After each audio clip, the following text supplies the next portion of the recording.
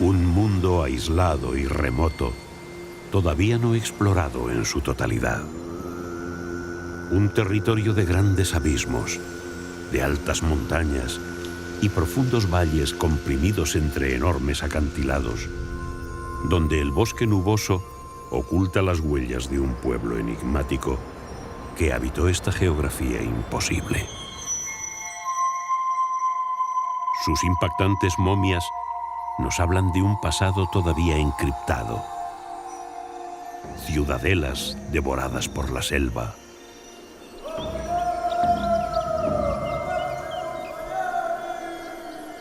Y misteriosos sarcófagos que desafían al vacío situados en paredes verticales. Son los antiguos chachapoyas, también llamados los guerreros de la niebla. Pero ¿quiénes eran? ¿De dónde venían? ¿Por qué habitaron en los abismos?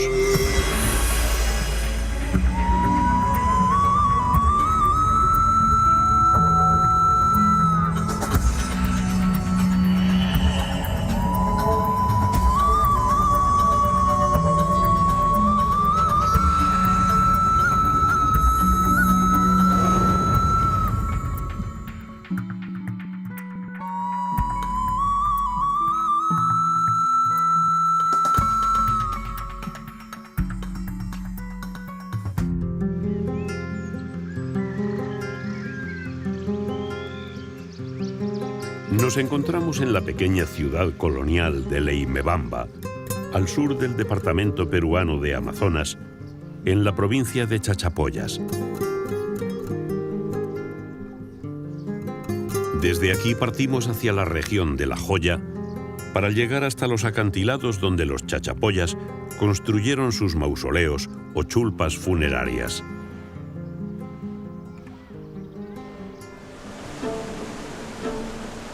Transportamos una gran impedimenta a lomos de caballos y mulas, los equipos de filmación, los materiales de escalada, los generadores eléctricos y la comida para 15 personas. Donde vamos no hay absolutamente nada. Nos acompañan los arqueólogos Quirino Olivera y Manuel Malaver. Pretendemos filmar los contextos funerarios de los mausoleos y verificar su estado de conservación. Es un paraje muy escarpado, a unos 3.600 metros de altitud. La primera pared, denominada La Petaca, presentaba claras muestras del saqueo realizado por los huaqueros. Sus chulpas funerarias estaban casi destruidas.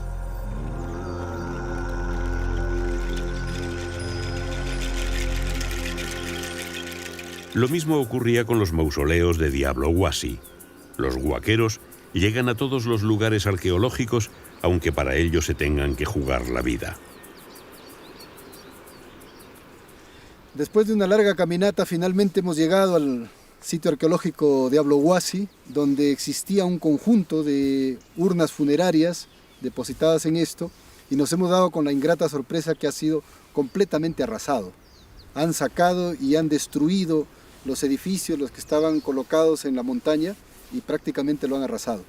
Hemos llegado, no hay ningún vestigio arqueológico que se encuentre intacto. Los chachapoyas, que habitaron esta región entre el 800 y el 1500, construían sus panteones en laderas inaccesibles para preservar a sus muertos. En Rebás podemos observar los diferentes tipos de mausoleos que edificaban. En cada uno alojaban varios fardos funerarios que contenían las momias de sus difuntos. Pero ¿cómo podían realizar estas construcciones en paredes verticales o incluso contraplomadas? Algunos estudiosos sostienen que construían andamiajes de madera y bambú. Otros que se descolgaban con cuerdas desde la cima de las laderas. Y otros que una vez construido el mausoleo rompían las repisas naturales por las que habían subido para hacer inaccesible el lugar.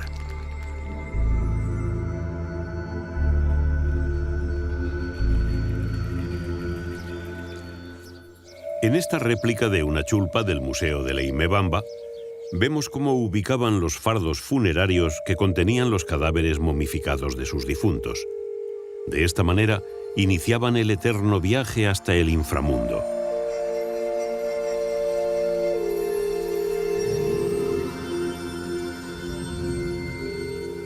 Terminado el proceso de momificación, el cuerpo era enfardelado, es decir, se le embalsamaba con lienzos de algodón que constituían la mortaja. Luego se le ceñía la capa exterior de una tela más fuerte, que normalmente iba bordada con grecas en zigzag. A la altura de la cabeza, el bordado componía el dibujo esquemático de un rostro humano que se supone representaba al difunto. El fardo se protegía finalmente con un armazón de tablas de madera sujetas por dos aros de caña y cuero que hacían las veces de ataúd. Estos fardos funerarios, de más de 500 años de antigüedad, recuperados por la antropóloga Sonia Guillén en la Laguna de los Cóndores en 1997, presentan un estado de conservación impecable.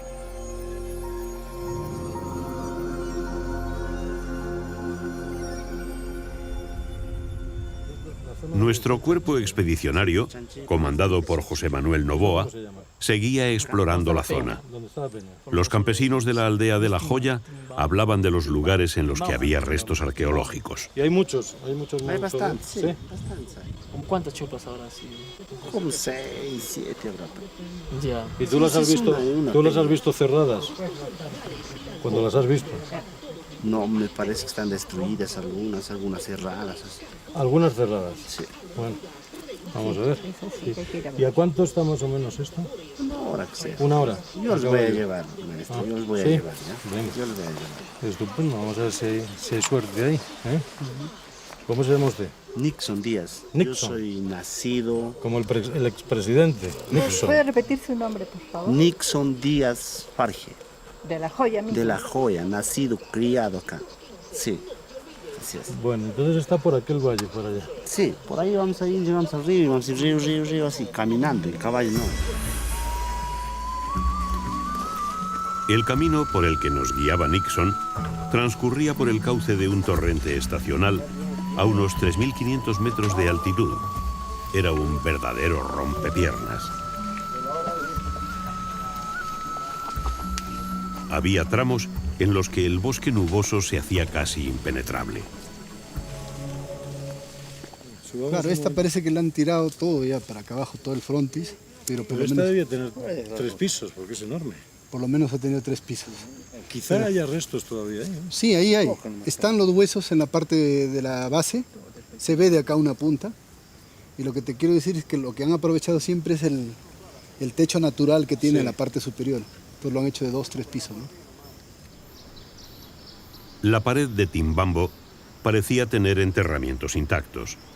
Posiblemente los temblores sísmicos habituales de la zona habían destruido las fachadas de las chulpas, pero a simple vista no se apreciaban huellas de huaqueo. Y sabes que también me da la impresión que está intacta, José Manuel, está la de la grieta abajo. ¿Has visto? Abajo de la grieta, abajo de Si la sigue la grieta a la mano izquierda donde hay una especie de polvo encima. Sí, esta decía yo. La que está justo aquí delante. Claro, Esa está intacta, parece. esa también está intacta. Sí, sí. A ver un momento, pero bajando la grieta. A la izquierda. Pero esa está, yo la veo más deteriorada, ¿no? No, es natural, todo lo ves intacto está. Justo la que está aquí Lo delante. que se ha caído arriba es un desprendimiento. ¿Y sabes dónde está el desprendimiento? En ese hoyo que tú ves arriba. De la grieta a la izquierda ves un hueco. Y esa piedra se ha caído encima del techo. Ahí hay pinturas, ¿eh? Claro. No, pero es acá abajo. Ah, es verdad, abajo. Ese está excelente, allá. ¿eh? Justo ahí está bien, sí. Pero mira, date cuenta que se ha desprendido la piedra de arriba. Sí. Ahí está la impronta de la piedra y se ha caído en el techo. Sí, se ve el Y está la desprendimiento. ventanita. Se ve el desprendimiento, sí. ¿Ves? Perfectamente. Oye, pues hay más de lo que parece, ¿eh? A simple vista.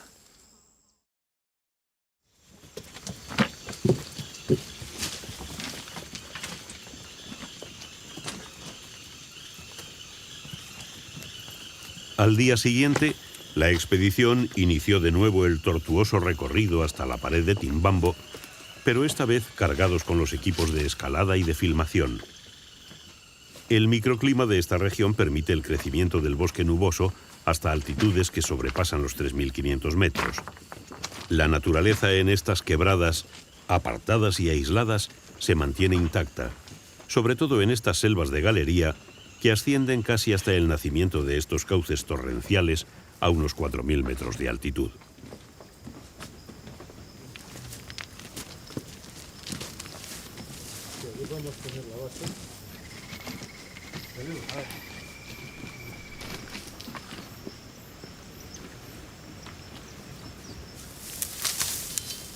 La ascensión hasta la cima del cerro fue muy complicada por lo empinado del terreno y por la maraña forestal que lo cubría. Abrir el camino a golpe de machete fue un trabajo muy pesado. Había muchas plantas espinosas y el suelo, cuando no estaba embarrado, se encontraba colonizado por musgo resbaladizo.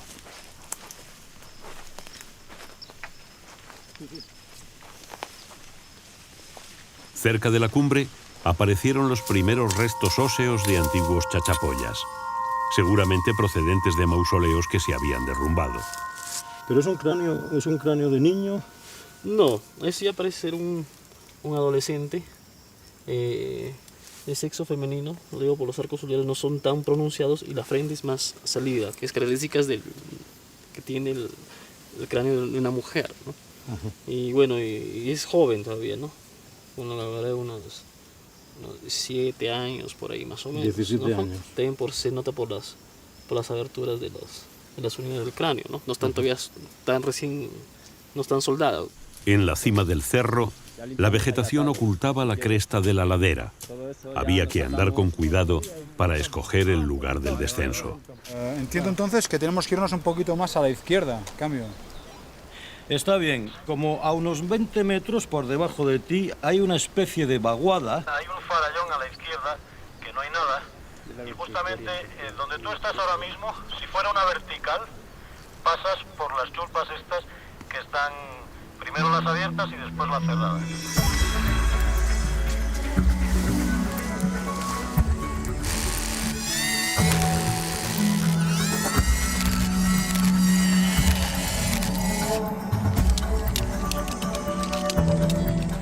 Impresiona pensar que hace más de 500 años, los chachapoyas utilizaron esta pared como cementerio abismal para alojar y proteger a sus muertos. Quizás descendieran por este mismo lugar para construir sus cámaras sepulcrales, pero sin la tecnología ni el material de escalada del que se dispone actualmente. Posiblemente algunos morirían despeñados mientras trabajaban. Todavía no se sabe con certeza por qué alojaban a sus difuntos en estos acantilados. Según el arqueólogo peruano Federico Kaufmann Doig, buscaban lugares en la piedra donde no pudiese crecer la vegetación, principal causa de la acumulación de humedad, y que al mismo tiempo estuviesen aireados. Las momias se conservaban mejor en ambientes secos.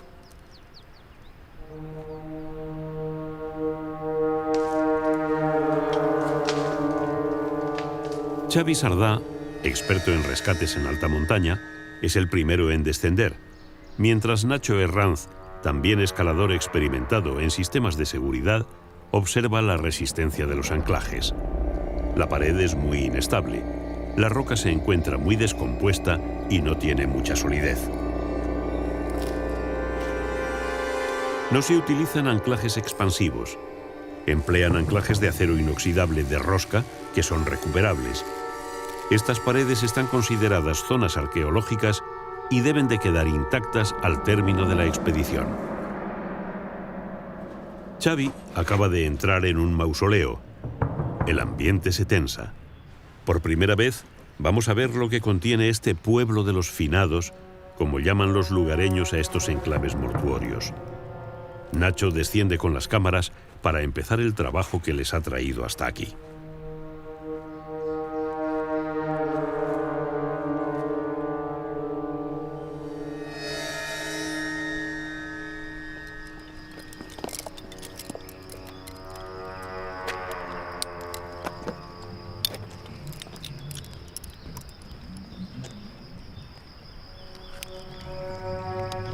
En las repisas, entre las piedras de las chulpas destruidas, se aprecian restos humanos.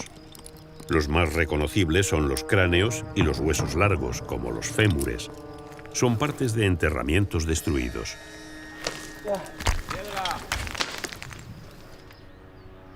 Reina el respeto. El ánimo de los expedicionarios se estremece.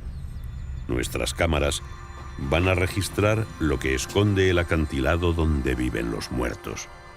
Un espacio sagrado y reservado.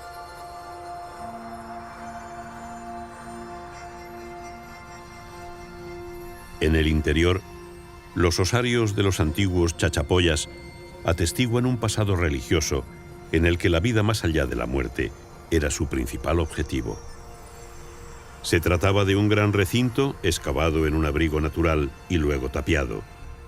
Según el arqueólogo Manuel Malaver, los enterramientos eran de gente común a los que se les daba sepultura casi sin ajuar mortuorio.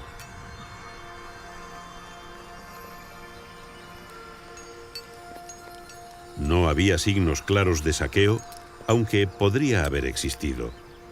Parecía que tras derrumbarse las paredes que sellaban los panteones, las aves rapaces hubiesen disturbado el lugar.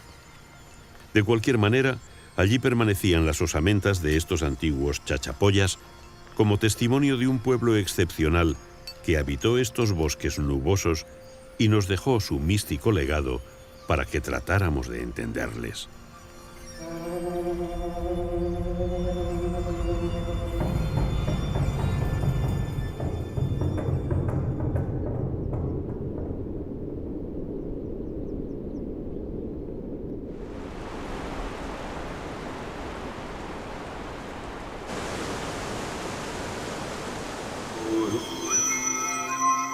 A los personajes de la élite se les sometía a un laborioso proceso de momificación. Era muy importante prepararles bien para que sus almas pudiesen viajar hasta el inframundo y vivir más allá de la muerte. Si se destruía la momia, el difunto dejaba de existir para siempre. Por eso trataban de guarecerlas en lugares inaccesibles o vigilados. En aquella época no había saqueadores de tumbas, pero en ocasiones se profanaban las momias por venganza entre tribus rivales o por alguna afrenta personal. Este era el crimen más abominable entre los chachapoyas.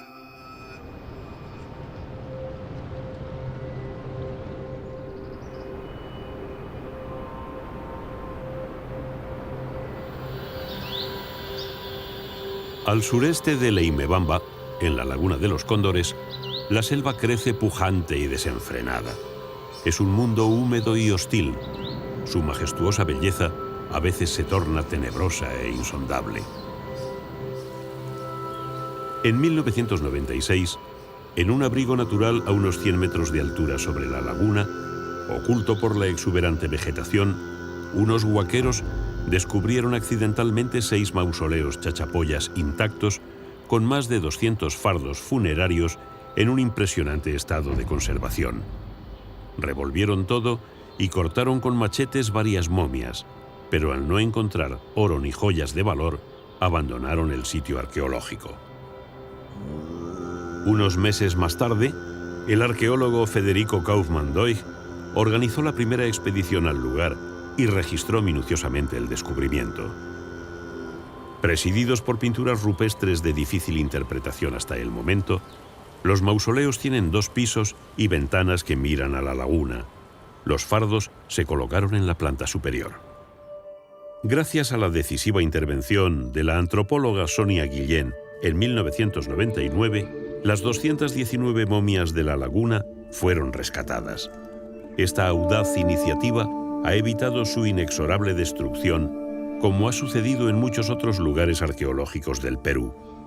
Actualmente se exhiben en el Museo Arqueológico de Leimebamba en una cámara especialmente acondicionada para su conservación.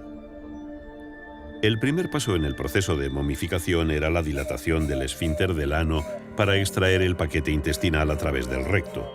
Luego lo cegaban con un tapón de tela. Para preservar los rasgos faciales, rellenaban con algodón y fibras vegetales las fosas nasales debajo de las mejillas y la boca. Las partes delicadas, como los dedos de manos y pies, los sujetaban con una soguilla. La piel la raspaban para eliminar el vello y la curtían con hierbas como el poleo y la muña.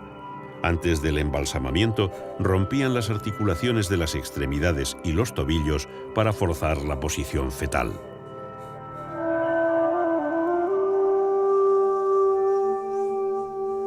Probablemente la momificación duraba varias semanas por la cantidad de picaduras de moscas azules que tuvieron tiempo de poner sus huevos en las partes menos tratadas de los cuerpos, aunque no se han encontrado evidencias de escarabajos que pusiesen de manifiesto una descomposición avanzada.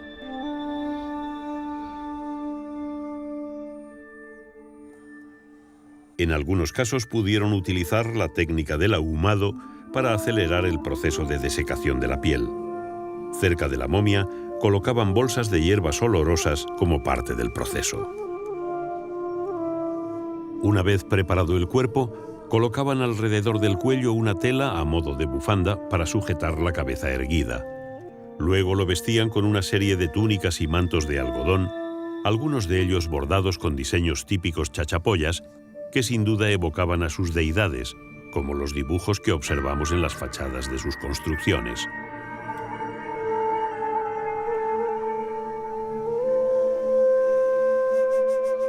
Estas momias son de la última época chachapoyas inca. El uso de estos mausoleos pudo continuar durante bastante tiempo en la época colonial, al ser la Laguna de los Cóndores un lugar remoto y escondido para ser afectado por la llegada de evangelizadores.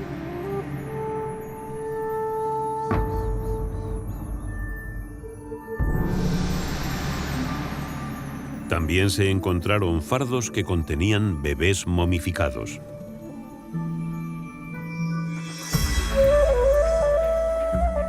Nuestro viaje en la historia continúa hacia el norte. La ciudad de Chachapoyas es un buen lugar para establecer la nueva base de operaciones.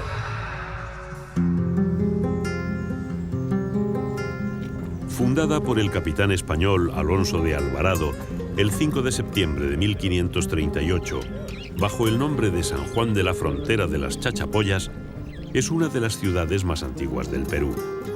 Con sus 35.000 habitantes, mantiene todavía su aire colonial. Fue pensada para ostentar la capitalidad del oriente peruano.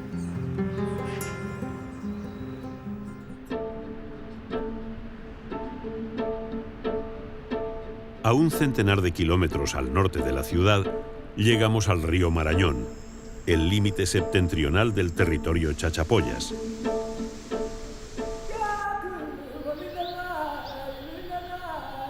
En un abrigo natural encontramos las pinturas rupestres de Yamón, una verdadera sinopsis cronológica de la presencia humana en estas tierras.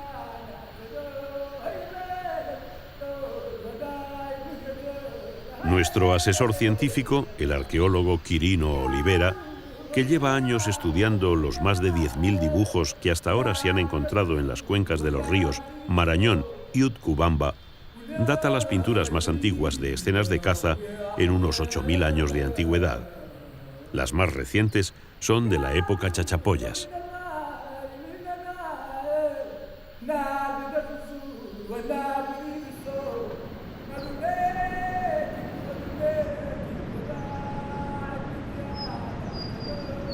Aquí vivieron los indios chachapoyas más antiguos hace unos 1200 años. Un enclave lejano y salvaje de naturaleza virgen en el que se contabilizan más de 20 saltos de agua permanentes que en época de lluvia son mucho más aparatosos. Un mundo perdido cubierto por el manto verde de la jungla y oculto casi de continuo por la niebla. Un territorio poco explorado. Buena prueba de ello es el descubrimiento que realizó tan solo hace 4 años el alemán Stefan Simmendorf al medir la altura de la catarata de Gocta, a la que los lugareños llamaban Chorrera, y comprobar que era la tercera más alta del mundo, con 771 metros de altura, por detrás del Salto Ángel en Venezuela y de Tugela Falls en Sudáfrica. Hasta ese momento no estaba reseñada en ningún mapa.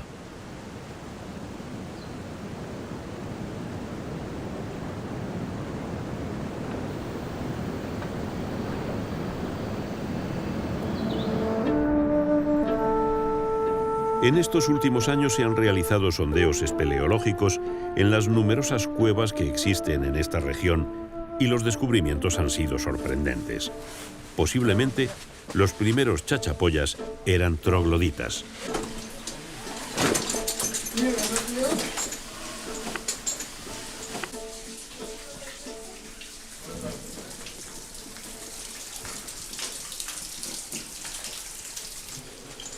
Los principales registros los ha realizado el grupo dirigido por el sacerdote y espeleólogo español Agustín Rodríguez, párroco de la Cañada Real, uno de los barrios más marginales de Madrid, bajo el asesoramiento de la brillante antropóloga Sonia Guillén del Centro Malqui.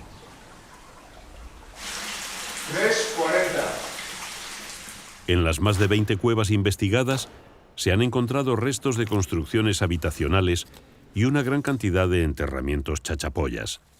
Hasta ahora se creía que esta singular cultura se desarrolló desde el 800 al 1500, pero es posible que sus orígenes sean anteriores.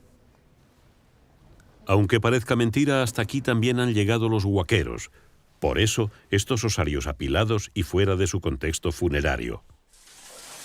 Vamos a ver, los huesos largos de las piernas, los dos fémures, están muy en paralelo y muy juntos, lo cual podría indicar que realmente se trata de un enterramiento chachapoyas en los cuales han atado los restos óseos y lo han depositado aquí. Los huesos largos de los brazos, bueno, esto sería una tibia, estaría prácticamente ligada con los huesos del fémur, pero luego tenemos aquí los huesos de los brazos también.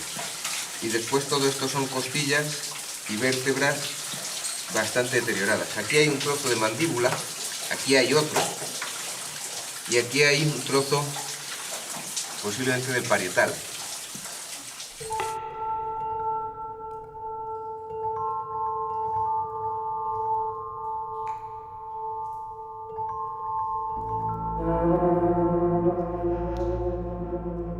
Hasta ahora no se sabe con certeza cuándo y por qué los chachapoyas salieron de las cuevas y colonizaron las montañas. Probablemente siguieron utilizando estas cavernas durante bastante tiempo como necrópolis sagradas.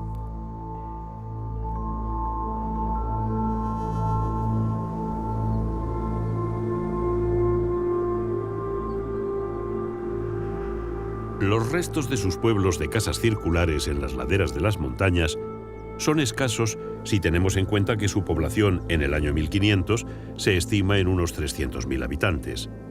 Por eso se piensa que en su mayor parte estas construcciones eran almacenes de grano edificados en la altura para preservarlas de la humedad. Sus viviendas estarían situadas junto a los cultivos y serían más rudimentarias, de materiales más livianos, con paredes de barro y techos de paja.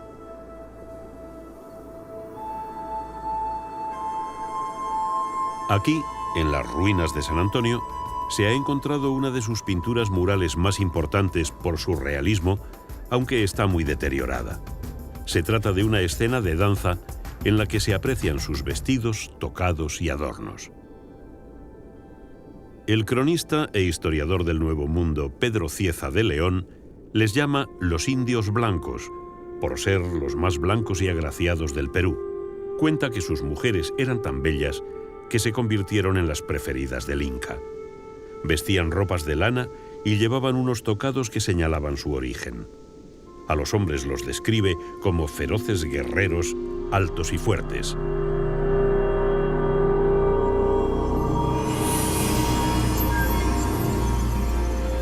Ascendemos a Cuelap, la ciudadela de las nubes.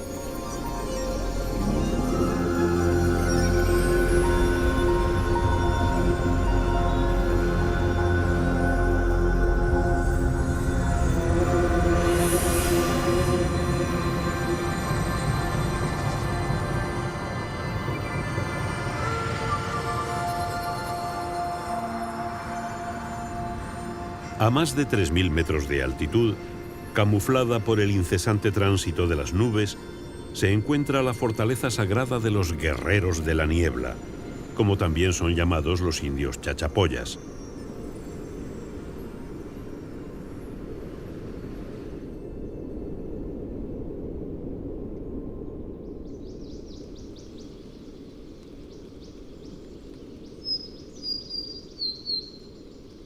Cuelap fue construida en el apogeo de la cultura chachapoyas del 1000 al 1300, en la margen izquierda del río Utcubamba, en la cima de una cresta rocosa de material calcáreo llamado La Barreta.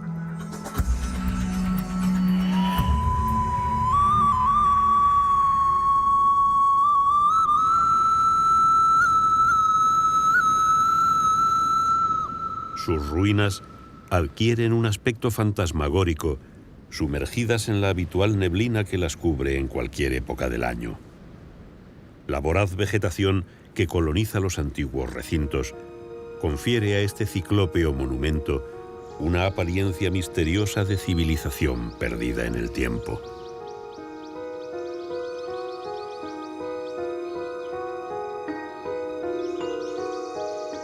Fue descubierta accidentalmente en 1843 por el juez Juan Crisóstomo Nieto cuando resolvía un litigio de límites.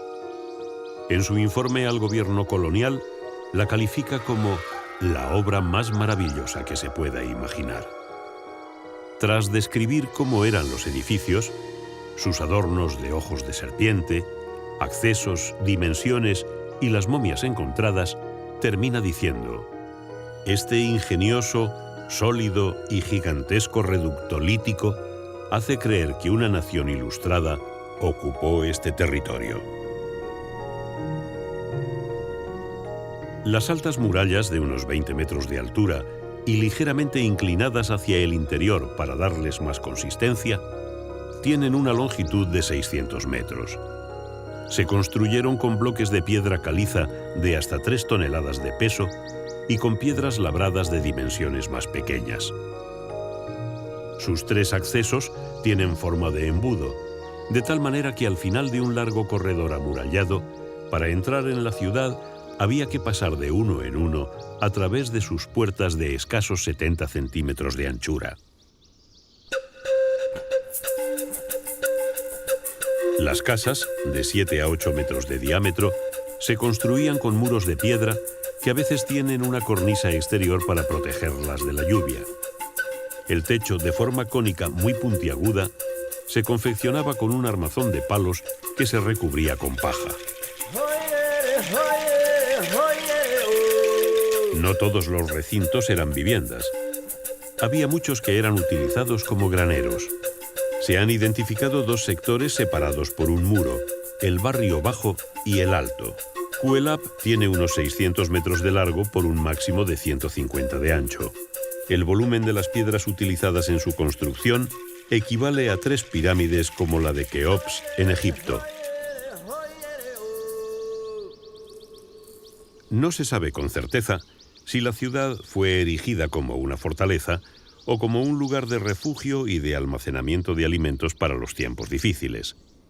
Hay estudiosos que defienden el carácter sagrado de Cuelap, donde vivía la élite de la sociedad chachapoyas y los sacerdotes que interpretaban el designio de los dioses, elaboraban calendarios agrícolas y predecían los cambios climatológicos, como las venidas del fenómeno del Niño, que siempre ocasionaba grandes catástrofes.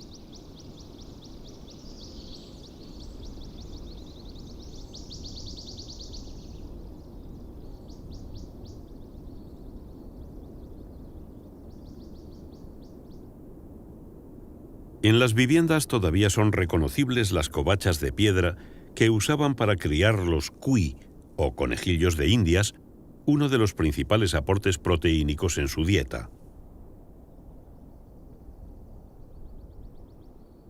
En unas oquedades redondas practicadas en el suelo de algunas casas, se han encontrado osamentas humanas, lo que hace suponer que acostumbraban a enterrar a sus familiares en las propias viviendas.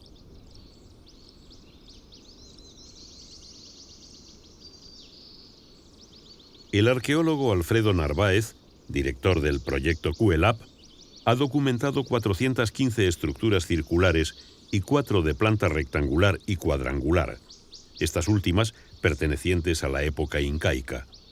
Se calcula que la ciudad fue habitada por unas 3.000 personas. A este edificio de forma cónica invertida se le llama el tintero. En su interior posee una cámara en forma de botella. No se sabe con certeza qué utilidad tenía, un granero, un depósito de agua o una prisión donde se sacrificaba a los enemigos. Este rostro labrado en su fachada quizás nos dé la respuesta algún día.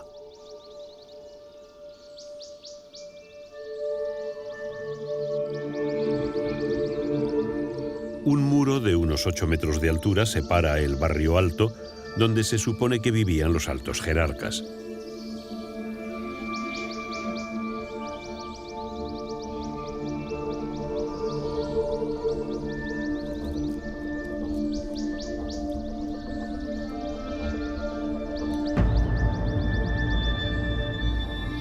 Hay edificios de grandes dimensiones que podrían ser templos en los que, aparte de sacrificar animales, se podrían haber realizado sacrificios humanos en ocasiones especiales, como ante la llegada del fenómeno del niño.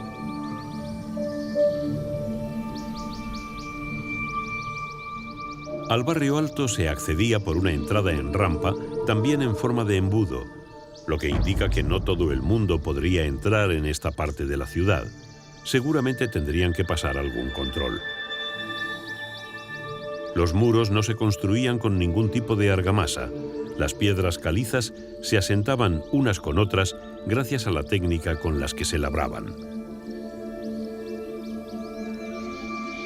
Muchos son los secretos que todavía atesora este coloso de las nubes, que finalmente se rindió al Inca Tupac Yupanqui tras ser sitiado. Los trabajos de excavación continúan y pronto se realizarán nuevos descubrimientos que nos ayudarán a entender cómo era la vida de los guerreros de la niebla.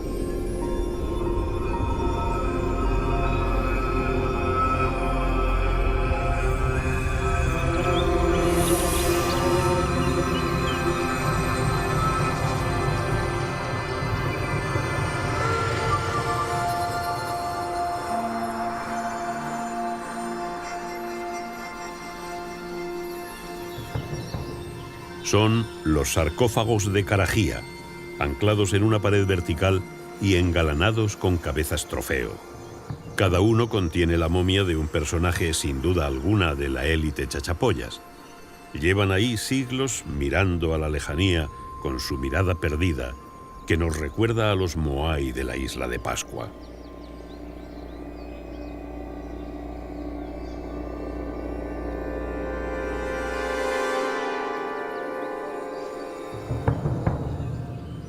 Otros grupos de sarcófagos de menor rango se encuentran diseminados en las repisas y abrigos naturales de la pared. Muchos han sido saqueados y sus momias despedazadas y devoradas por las alimañas y aves de rapiña. Afortunadamente, solo uno de los purunmachus, como llaman los locales a los más elaborados, ha sido profanado. Depositaban la momia en la repisa y los construían in situ con cañas y barro mezclado con paja, modelando trazos humanos carentes de extremidades. La parte externa la enlucían y la decoraban con símbolos clánicos y religiosos. Casi siempre se encuentran alineados en número de 4, 6 u 8.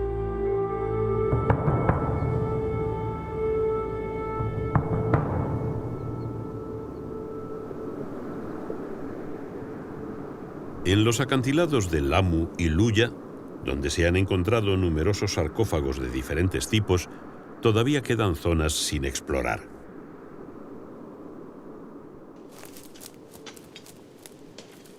El arqueólogo alemán Klaus Koschmider hace tiempo que investiga estos cañones de Lutcubamba.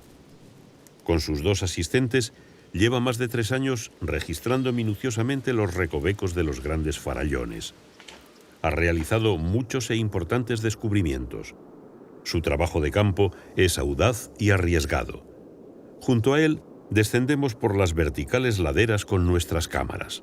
De cultura desde más o menos 3 años, en los cuales nosotros hicimos una prospección sistemática, aproximadamente 2 años, y excavaciones arqueológicas en diferentes sitios habitacionales y sitios funerarios.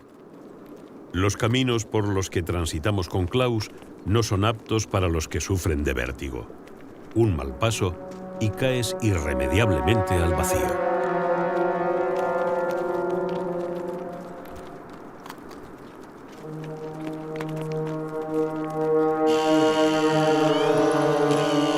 Con la ayuda de nuestros especialistas en escalada, Klaus accede a algunas cuevas que quería inspeccionar y por la falta del material adecuado no podía hacerlo.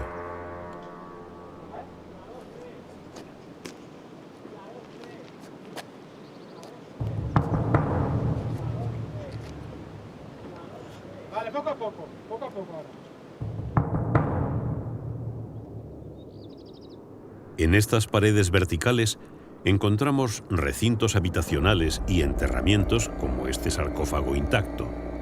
Se trata de una pared que tapia una oquedad natural con una cabeza teñida con arcilla ocre parecida a los purunmachus de Karajía.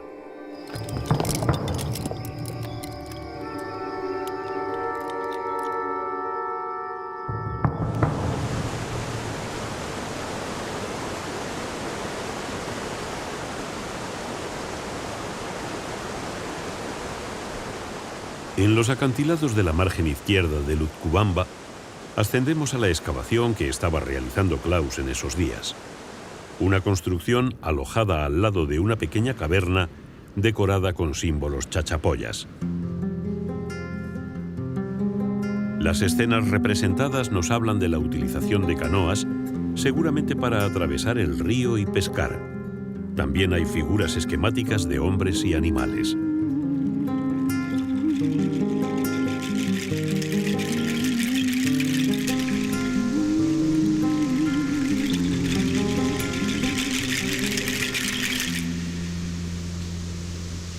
La importancia de la excavación que realizaba Klaus residía en los enterramientos que había encontrado en el piso de una vivienda de ladera situada a media altura del cerro dominando el valle.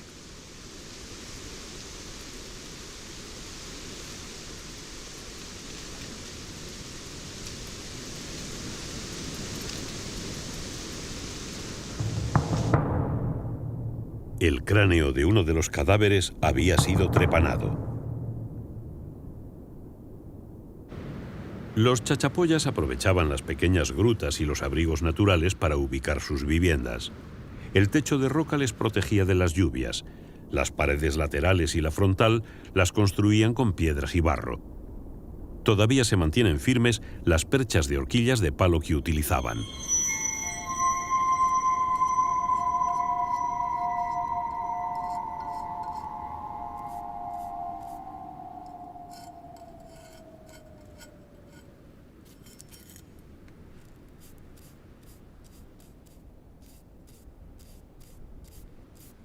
Bueno, nosotros nos encontramos acá en el sitio de Coralpampa, que se ubica en la margen izquierda del río Utcubamba. Estamos a media altura del acantilado y aquí tenemos una casa semicircular que funcionó en un primer momento como una vivienda para los chachapoya, pero en el último momento de la ocupación de este lugar, los chachapoya utilizaban este lugar como un sitio de entierro. Eso hemos determinado porque el piso que han podido ver anteriormente mostraba una rotura y era claro, como no estaba sellado nuevamente, que debe contener alguna cosa, por ejemplo, como entierros. Y justamente encontramos en el primer nivel, debajo del piso, 3 entierros. Uno de esos es bastante interesante, que ya han visto acá. Ese cráneo muestra una fractura en la cabeza y al lado de la fractura tenemos una trepanación que tiene un diámetro aproximado de 2 centímetros y la trepanación funcionó por la causa de la fractura. Posiblemente la persona recibió un golpe con una porra de piedra y por el dolor y las consecuencias del golpe, entonces la gente trataba de curarlo. En aquella época el arma más contundente que tenían eran las porras de piedra, como estas incaicas. Para aliviar los dolores de las fracturas, practicaban las trepanaciones. Despegaban el cuero cabelludo y realizaban la operación con punzones de obsidiana. En la última época usaron punzones de metal que conseguían de los pueblos del norte.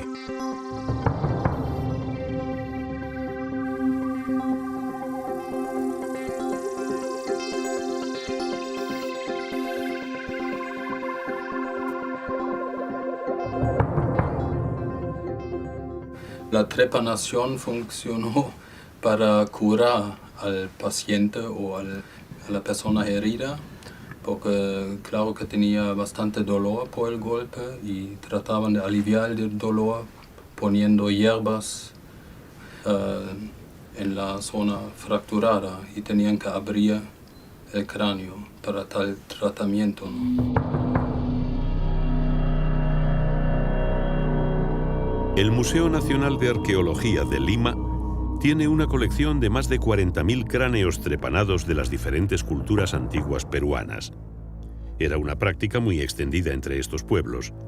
Sorprendentemente, más del 60% de los pacientes sometidos a la trepanación superaban la rudimentaria intervención quirúrgica.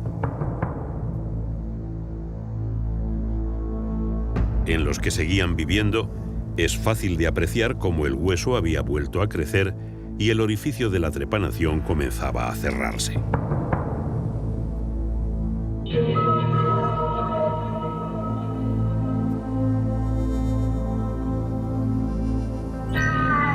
En algunos casos, los orificios se cerraron totalmente. Los chachapoyas eran un pueblo eminentemente guerrero. Desde sus casas en la altura podían vigilar mejor la llegada del enemigo.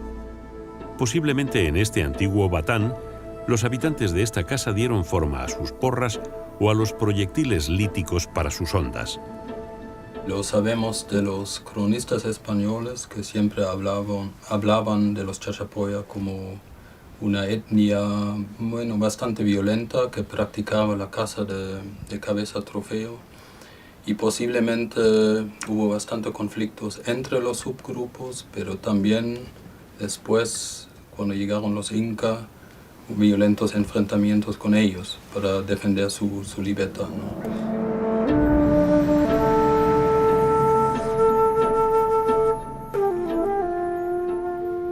En las montañas y los cañones de la región de Lamu, sobre repisas naturales, guarecidos de las inclemencias del tiempo, se encuentran numerosos grupos de sarcófagos de diversas formas, acabados y dimensiones.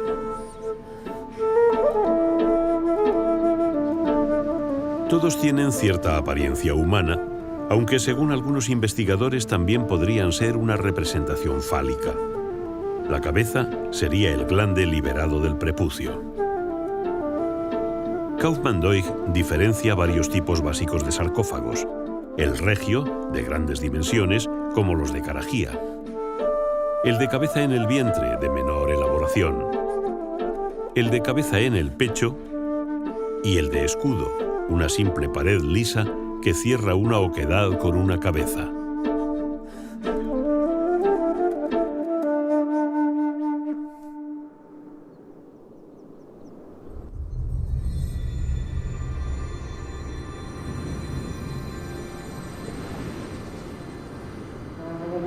Existen dos teorías sobre el origen de los chachapoyas. Hay estudiosos que afirman que procedían de los Andes. Otros sostienen que llegaron de zonas bajas de la selva amazónica. Lo cierto es que fue una cultura sorprendente, sobre todo por sus manifestaciones religiosas de culto a los muertos. Sus arraigadas creencias en la trascendencia después de la muerte hicieron que se convirtieran en los arquitectos del abismo.